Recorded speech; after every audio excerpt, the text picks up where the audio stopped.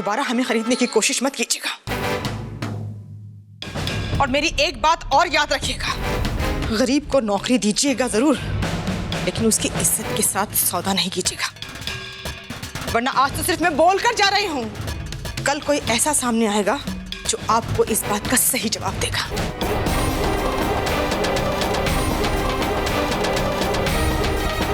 तब आपको पछताना पड़ेगा।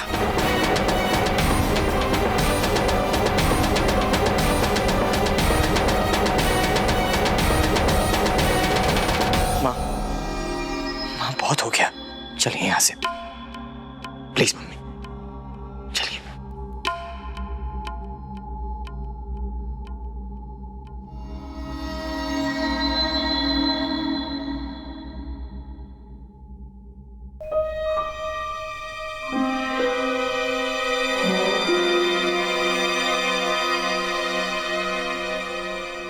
ये सब क्या है भैरवी? तुमने इन्हें पैसे देने चाहे? भाई साहब, आप चाहे जो भी सोचिए, मैंने वही किया जो मुझे सही लगा।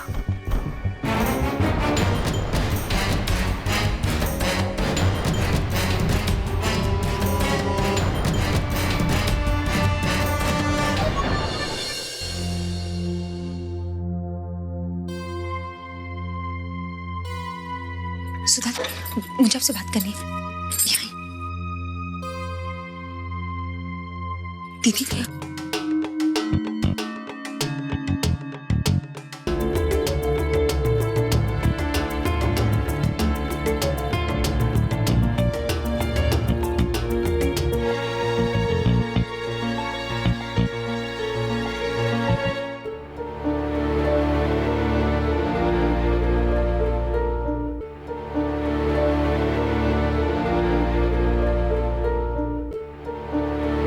उदय जी, मैं एक बात कहूँ, आप मानेंगे? हाँ सुधा, बोलो ना। वो मैं चढ़ावा लेकर मंदिर जाना चाहती थी। वो भगवान ने हमको मिलाया तो माथा टेकने और प्रार्थना करने की जो भी हमसे नाराज हैं उनकी शिकायत दूर हो जाए। उदय जी प्लीज आप चलेंगे ना? प्रार्थना करने से मॉम की शिकायत दूर हो जाएगी, मैं इस बात को नहीं मानता। मगर हाँ, अगर तुम्हारा मन है तो मैं जरूर चलूंगा। और कोई प्लीज कहने की जरूरत नहीं है। You my wife now. तुम जहां कहोगी मैं वहां चलूंगा। ओके? ठीक है उदय जी, आप अगर तैयार हैं तो अभी चलें? या श्योर, चलो।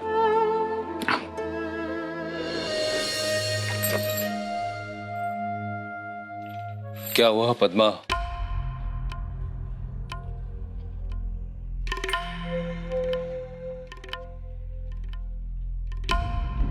अरे तू तो बता बेटा, क्या हुआ? ज्योति के घर ही गए थे ना तुम दोनों? वो क्या किया वहां पद्मा ने? कहीं कुछ खरी खोटी तो नहीं सुनाई उन्हें? मुझे लगा था कि अपनी सुधा के लिए उदय जी से अच्छा लड़का हो ही नहीं सकता। दोनों साथ साथ बहुत खुश रहेंगे। लेकिन उदय जी की मम्मी जितनी नफरत करती है हम लोगों से, मुझे डर लग रहा है पापा। मुझे डर लग रहा है कि हम दोनों परिवारों के बीच में ये टेंशन कभी खत्म होगी? सब कुछ ठीक हो पाएगा पापा? इस बात की गुंजाइश मुझे तो बिल्कुल नहीं लगती। उदय जी और सुधा की किस्मत से कुछ ठीक हुआ भी तो इतनी आसानी से नहीं होगा पापा। बहुत दुख सहने पड़ेंगे, बहुत परेशानियां उठानी पड़ेगी दोनों को। बल्कि ये शादी से ज्योति दीदी की परेशानियां और बढ़ जाएंगी। बढ़ जाएंगी क्या, बढ़ गई हैं। ना जाने क्या क्या सुनना पड़ रहा होगा उनको।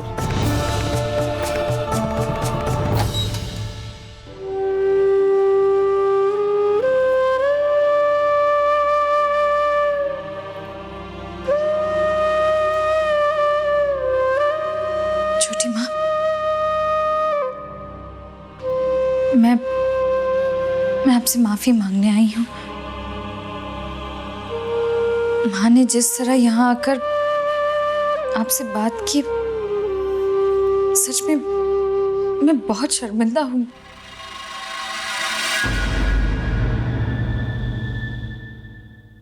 तुम्हारे घर वालों से और कोई उम्मीद भी नहीं है मुझे ज्योति। जितने गए गुजरे छोटे लोग, उतना ही चीप ड्रामा। मान गई हो तुम्हारे घर वालों को। शादीशुदा लड़की से पैसे मांगते हुए शर्म नहीं आती उन्हें, लेकिन मैंने आगे बढ़ के उनकी मदद करनी चाहिए तो बेइज्जती हो गई। एनीवेज, इतनी समझ होती तुम्हारे घर वालों को तो बात ही क्या थी। अपनी कन्वीनियंस, अपने फायदे के लिए सही को गलत, गलत को सही करने में एक्सपर्ट हैं वो लोग, सब के सब। छोटी माँ, मैं किसी को सही या गलत नहीं ठहराना चाहती, लेकिन एक बात जरूर मानती हूँ। माँ ने आपसे जो बात चिल्लाकर, नाराज होकर कही, वही शांति से और तरीके से भी की जा सकती थी। इसलिए माफी मांगने आई हूं मैं आपसे।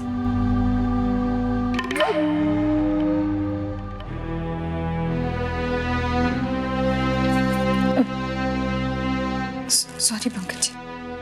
ज्योति, तुम मेरे साथ आओ जरा। तुम्हें सॉरी बोलने की आदत हो गई है क्या? मैं छोटी माँ के पास ही जा रहा था उनसे बात करने के लिए, लेकिन तुम्हें सॉरी बोलते सुन लिया। तुम्हें माफी मांगने की क्या जरूरत है? इसमें तुम्हारी क्या गलती है? तुम्हारे घर पैसे भिजवा के उन्होंने उस फैमिली की इंसल्ट की है। माफी तो उन्हें मांगनी चाहिए। प्लीज पंकज जी, ऐसा मत कहिए। और इस बारे में आप छोटी माँ से कुछ नहीं कहेंगे। अरे मगर ज्योति तो... पंकज जी, एक बार खुद को उनकी जगह पर रखकर सोचिए। उनका इकलौता बेटा उनको छोड़कर चला गया है। बहुत दुखी है वो। गलतफहमी ही सही, लेकिन छोटी माँ को तो ऐसे ही लगता है ना कि उदय और सुधा की शादी में मेरा और मेरे परिवार का हाथ है। उदय के बुलाने पर मैंने मंदिर जाने से पहले आपको क्यों नहीं बताया? इस बात पर आप कितने गुस्सा हुए थे मुझ पर। फिर वो तो उसकी माँ है, अपने बेटे का भला ही चाहेंगी। और मुझे लगता है छोटी माँ को नाराज होने का पूरा हक है।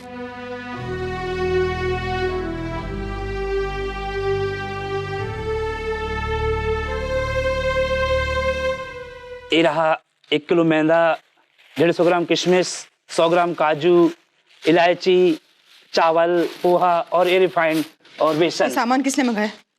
मैंने मंगवाया पद्मा, कुछ बनाने को था ही नहीं घर में। पिछले महीने का 1200 रुपया बाकी भी बहन जी। अरे पद्मा देख तो, कौन सा घी लेना चाहिए? आपका थैला दीजिए भैया, थैला दीजिए।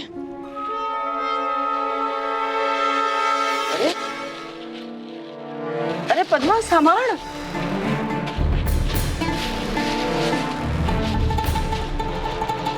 चलो भैया, ये लो, जाओ। और आपके पैसे आपको मिल जाएंगे। हम कहीं भाग कर नहीं जा रहे हैं। जितना जल्दी हो सकेगा आपको पैसे मिल जाएंगे आपके। जाइए आप। अरे पद्मा, सामान भिजवा दिया।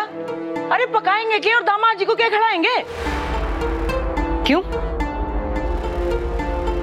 काजू किशमिश के बिना हमारे घर खाना नहीं बनता। और जो बनता है वो इतना बुरा तो नहीं होता माँ जी कि उदय खा ना सके।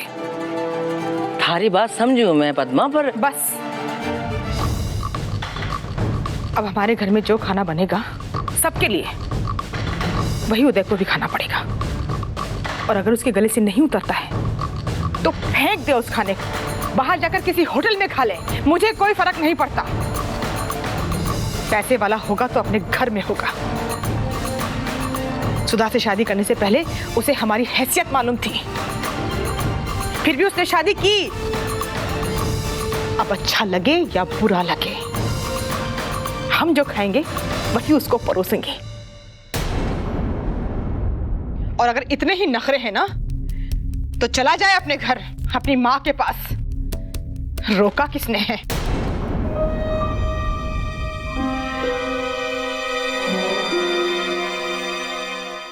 सुधा, तुमसे कुछ कहना था, प्लीज गलत मत समझना। मैं जानता हूं तुम मुझे बहाने से घर से बाहर लाई हो। आज सुबह जो कुछ भी हुआ मुझे सब पता है उसके बारे में। I know my mom very well. समझ सकता हूं सबको बहुत दुख लगा होगा। तुम्हारी मॉम का गुस्सा भी गलत नहीं था, मगर गुस्से से ज्यादा सबको इस बात की फिक्र है कि जब मुझे इस बात का पता चलेगा तो मुझे कैसा लगेगा, है ना? सुधा प्लीज अपनी फैमिली से कहो कि मुझे पराया ना समझें। मैं उनका दामाद नहीं, बेटा बनकर रहना चाहता हूं। और तुमसे भी यही रिक्वेस्ट है, जो भी बात है मुझसे साफ साफ कहो। अगर मेरी नॉलेज में वो बात होगी तो मैं अपनी तरफ से सब संभाल लूंगा। ओके? चलो मैं तुम्हें घर छोड़ देता हूँ, फिर उसके बाद मुझे कहीं जाना है। कब तक आएंगे आप? मैं जल्दी आ जाऊंगा। आओ।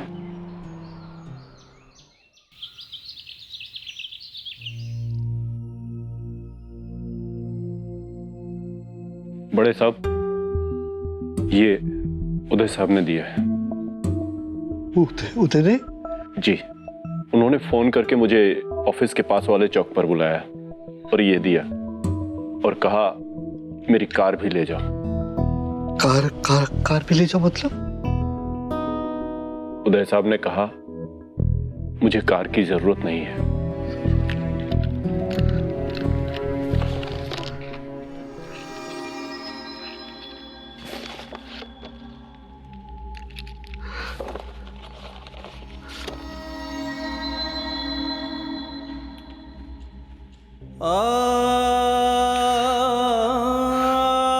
पंकज बेटा, समझ रहे ना उदय ने क्या किया? समझ रहे ना बेटा उदय ने?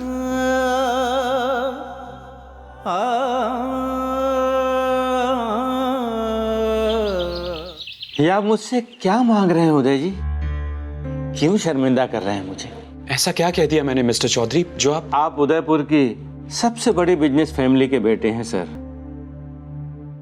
देखिए, आपको अगर कुछ चाहिए तो मुझे बता दीजिए, मैं कर दूंगा। लेकिन जो आप कह रहे हैं ना, वो मुझसे नहीं होगा। माफ कीजिए, मैं नहीं कर सकता।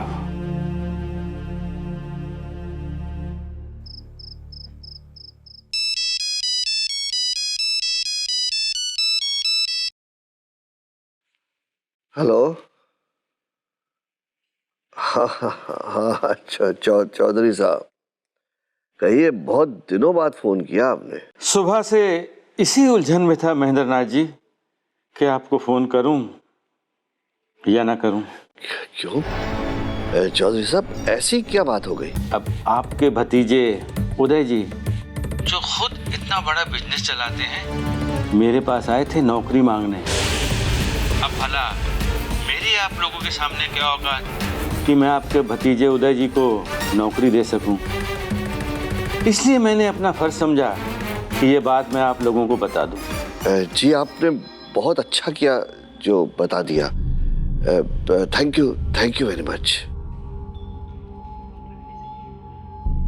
उदय चौधरी एंड एसोसिएट्स में काम ढूंढने गया था,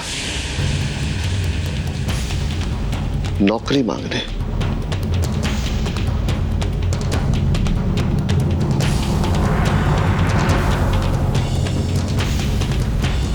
वक्त की बात है। कल तक मेरा यही नाम मेरे लिए हर दरवाजे खोल देता था, मगर आज मेरी यही पहचान मेरे रास्ते की सबसे बड़ी रुकावट बन गई है। इस शहर में मुझे कोई नौकरी नहीं दे रहा है संदीप, क्योंकि मैं वशिष्ठ फैमिली का बेटा हूं। अपना ही नाम इतना बड़ा बोझ बन जाएगा मेरे लिए, ये कभी नहीं सोचा था।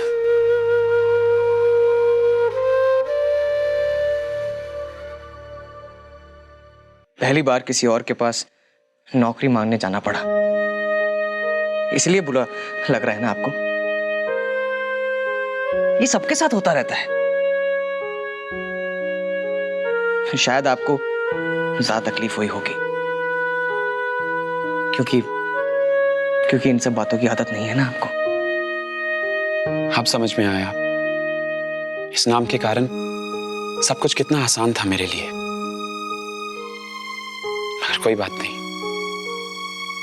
अब एक बड़ी बिजनेस फैमिली का बेटा नहीं, बल्कि एक आम इंसान बनकर नए सिरे से जिंदगी की शुरुआत करनी होगी, जो इस शहर में पॉसिबल नहीं है।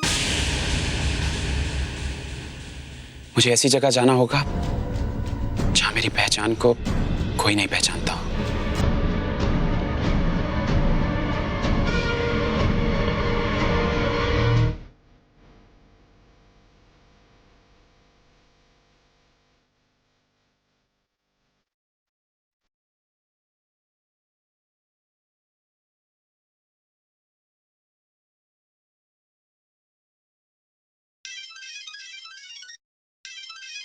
हेलो दीपू, मुझे उदय से बात करनी है। जी अभी करा था।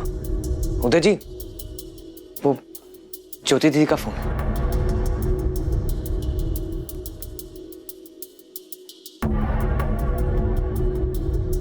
जी भाभी। उदय, क्या कर रहे हो तुम? अपनों के लिए इतनी कड़वाहट भर गई तुम्हारे मन में कि किसी की फीलिंग्स की परवाह नहीं रही तुम्हें।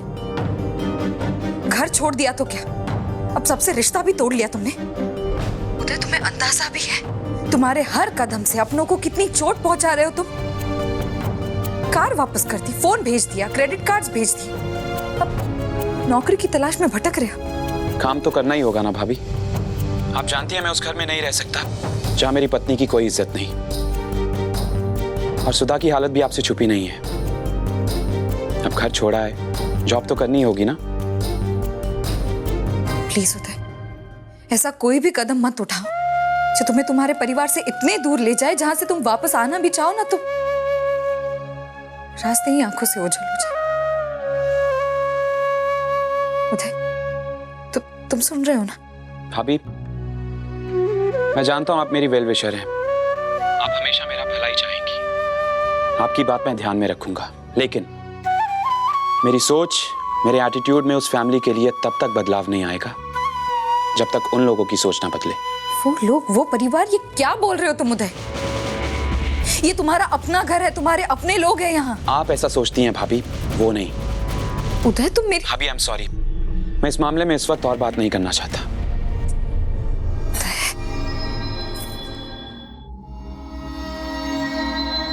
आप वो पंकज जी... बस ज्योति, मैंने सब कुछ सुन लिया है। तुम्हारी आवाज के पीछे छुपी तुम्हारी सच्चाई, तुम्हारी सिंसियरिटी, इस घर के प्रति तुम्हारा लगाव, तुम्हारी फिक्र, सब कुछ। अफसोस इस बात का है कि मैंने तुम पे यकीन क्यों नहीं किया। आई एम सॉरी ज्योति, मैंने तुमसे बहुत रूडली बात की है ना। सबकी तरह मैंने भी तुम्हें ही दोषी समझा। प्लीज ज्योति, क्या तुम मुझे माफ कर सकोगी? प्लीज पंकज जी, ऐसा मत कहिए। आंखों से देख नहीं सकता, लेकिन मेरी मन की आंखों ने भी देखना बंद कर दिया था। मैं भूल गया था कि मेरी ज्योति चाहकर भी किसी का दिल नहीं दुखा सकती, मेरा भरोसा नहीं तोड़ सकती। I am really sorry Jyoti, please मुझे माफ कर दो। प्लीज पंकज जी, ऐसा मत कहिए, माफी मत मांगिए मुझसे। मुझे आपका विश्वास वापस मिल गया, यही बहुत है मेरे लिए।